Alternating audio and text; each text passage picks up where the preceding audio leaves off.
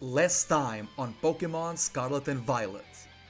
Ash battled Chairman Charles Gurcho in the region of Pasio, befriended Chairman Rose's niece on the road to Paldea, met Nemona and Arven as well as the starter Pokémon, defeated a wild terrestrialized Iron Thorns with the help of his stellar type Pikachu, and was entrusted by Champion Gita to take care of Miraidon.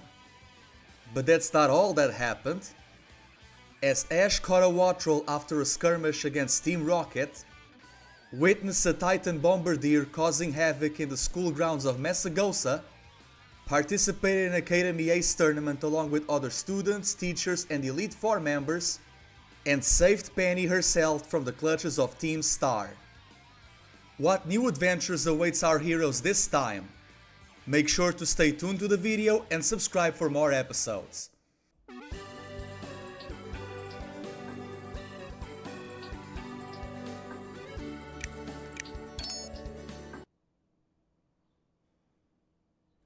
Episode 15.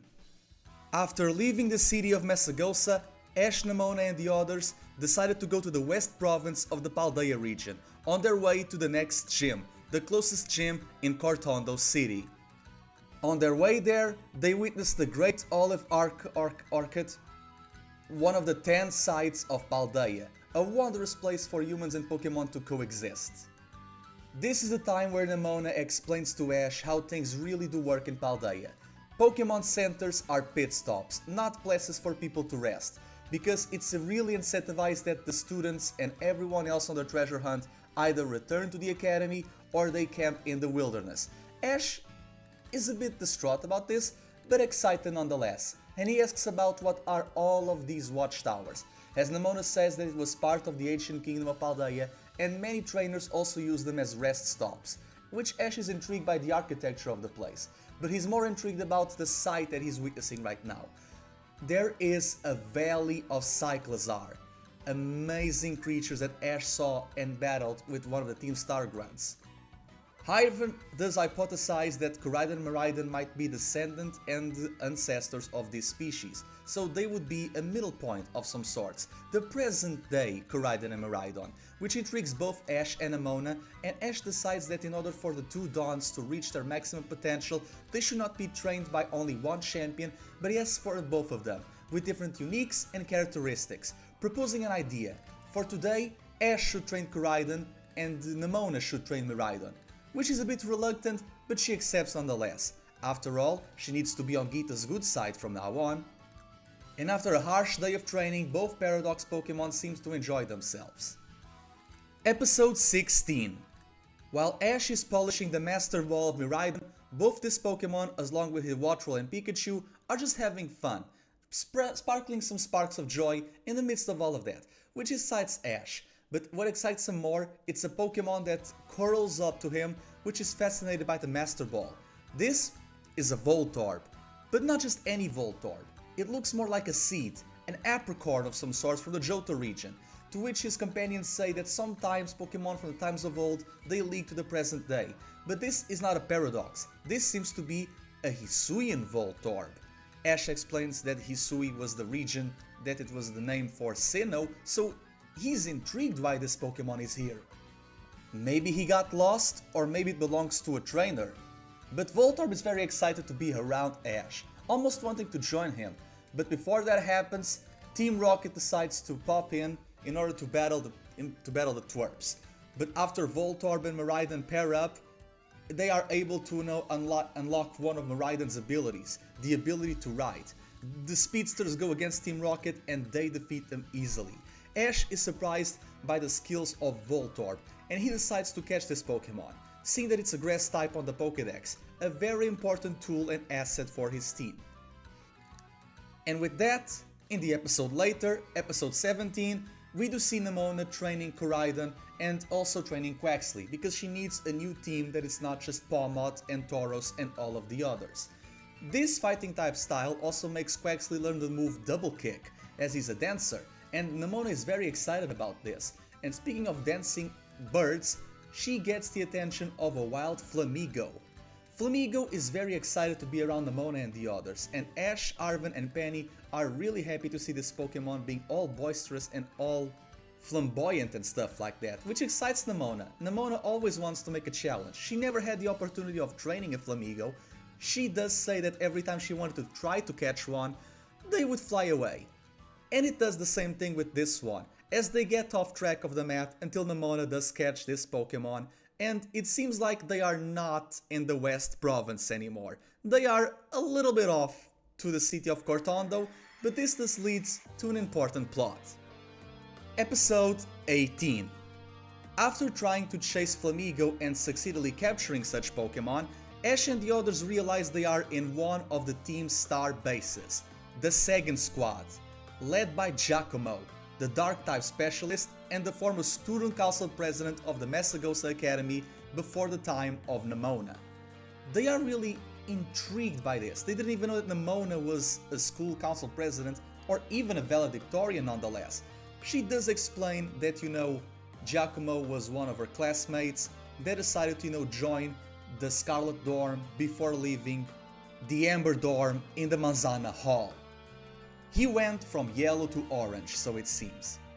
Penny decides to have a heart-to-heart with Giacomo, telling him that he should stop all of this and all of the raids, and he should just join back to school, or at least go on a treasure hunt and go on his own journey, to which he retorts, explaining to Penny that being on Team Star and leading a group of misfits, it's all the treasure that he really needs. Penny does say that he doesn't believe in this, and that the other ones would not believe too, and that's why she decided to join two champions and the son of the professors in order to stop what she started. Giacomo says that she can try, but it will be really to no avail. He does have his Mabosstiff and his Low Kicks with him, two powerful Dark-type Pokemon, and he says that he will only listen to Penny and only will subdue himself to the others if she defeats him in a double battle. And she's trying her best with both her Jolteon and her new Sprigatito. It's a very intense fight, with a lot of tricks and a lot of status conditions, but it seems like Penny is being cut short.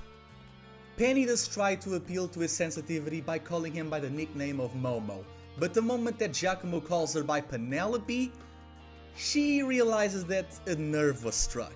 And that's where Ash and Nemona decide to pop in and give their advice as not only champions, but also trainers and friends, realizing that this situation could have been easily avoided. Ash, very concerned about Penny, he tries his best to, appeal to her, while Nemona does have a heart-to-heart with Giacomo in order to explain to him how the school is doing ever since the bullies got kicked out. But this is not yet enough to convince him. However, in the vicinity, a large noise is heard, even scaring Dashbun from, Arven. Episode 19. This was definitely not something that Team Star was expecting to raid their bases. A legendary Pokemon, one of the 4 ruinous treasures, one of the powers of calamity. The spawn of autumn, their fall, Pokemon 1001, Wuxian. Arven is extremely irritated, with a Master Ball in hand. He explains to everyone that he tried to capture Wuxian while he was escaping the compost marsh nearby Los Platos as well as the city of Capulpoco.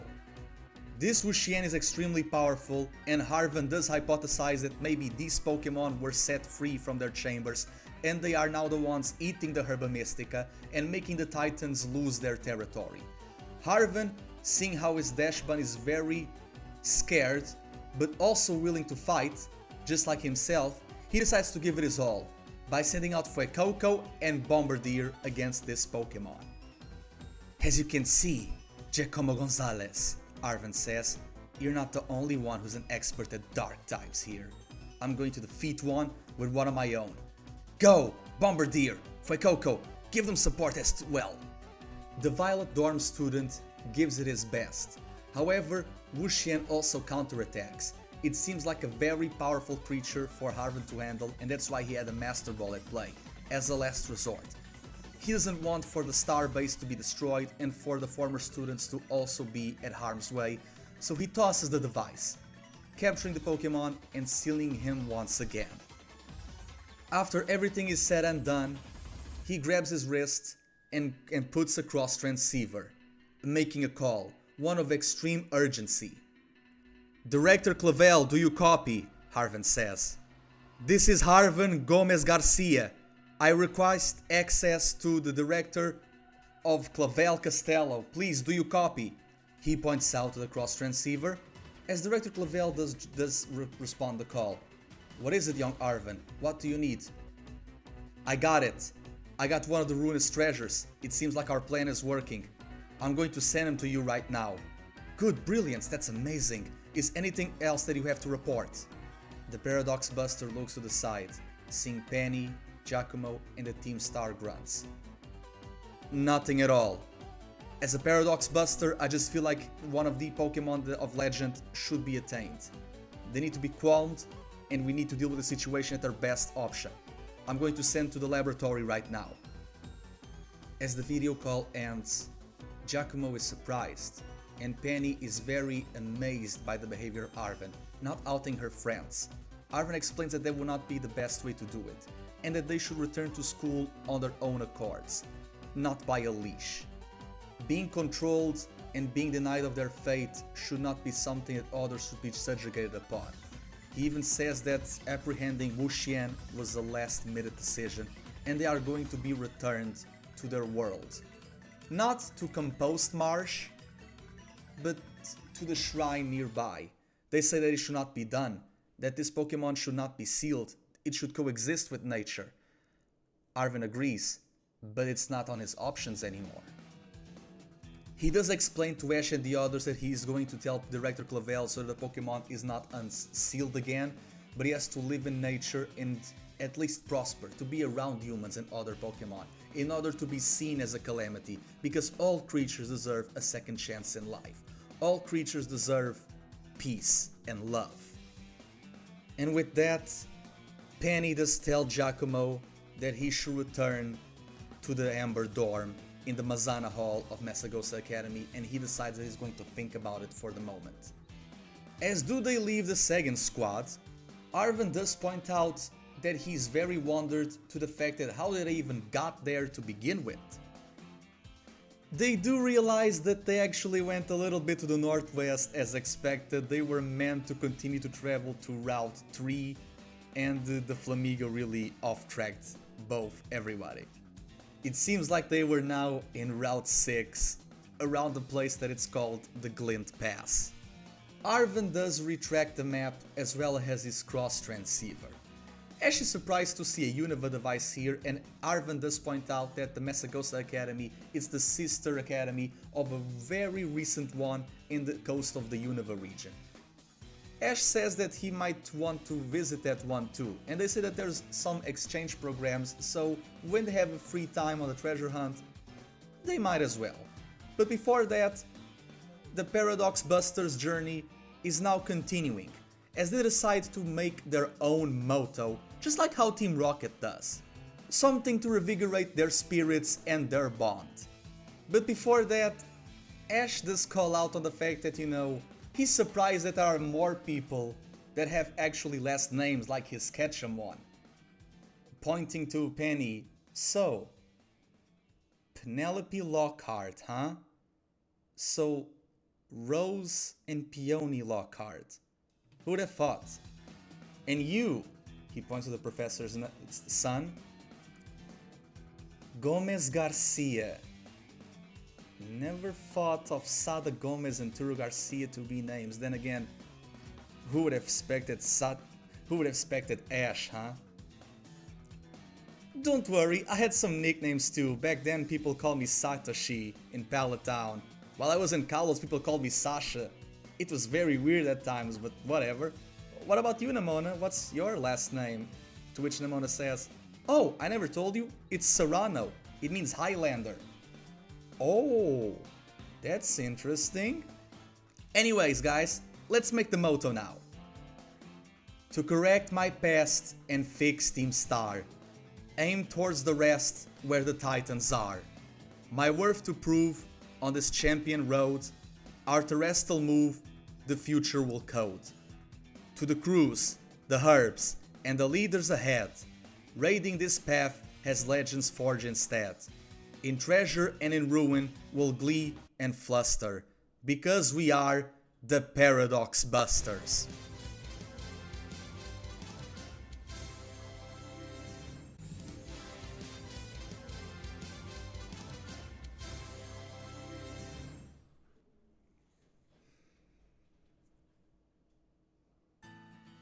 Episode 20. Ash and the others finally arrive to the city of Cortondo, and they do meet gym leader Katy, who is having a conversation with chairwoman Gita. Arven is extremely amazed by her bakery skills, and he decides to learn something from the famous baker, as he wants to be a great cook and a chef to the group and to himself one day. Ash is excited to see Gita, because now he really wants to have a battle with her, to which she accepts. After all, she needs to supervise all of the champions, not really just the ones on her region, to which she tells him that she's going to use her Pokemon, and he wants to see if Ash has what it takes, just like how he did against Charles Goodshow in the region of Pasio. She does explain that Sinistcha and the King Gambit that he faced were once her Pokemon, but she decided to now opt for a new roster instead, to which Ash is understandable in the situation. He does change teams from time to time, but this is neither here or there, as the battle starts with their Pikachu and Glimmora, and they both terrestrialize into the Stellar type. They are very amazed to see this happen, as Nemora's Power Gem is reflected by Iron Tail, and Venoshock is intersected with Thunderbolt, this giving Pikachu the win. It is a very brief battle, but Gita is not surprised in the slightest, because the champion is after all the World Monarch.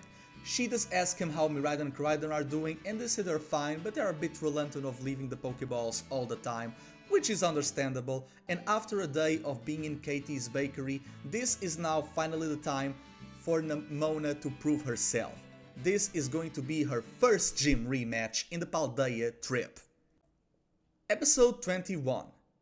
Nemona is ready to face Katy, as Katy decides that this will be a double battle with only two Pokemon. She does send out her Spidops and her Bug Terra Ursaring. This frightens Nemona, because when she was only traveling the first time, she only had to face a Teddiursa and a Tarantula. Katy does explain that, they evolved during her absence, and many times than not, because her gym is the closest to the academy, that Gita tells her that she has to hold back on new challengers, but not anymore. To which Nemona says, well, you might be using a stronger team, but I'm still going to beat you with a more weaker one. So she sends out Quaxly and Flamigo, her two flying type Pokemon. Wait, but Quaxly is a water. Not this time, as Quaxly is now terrestrialized for the situation.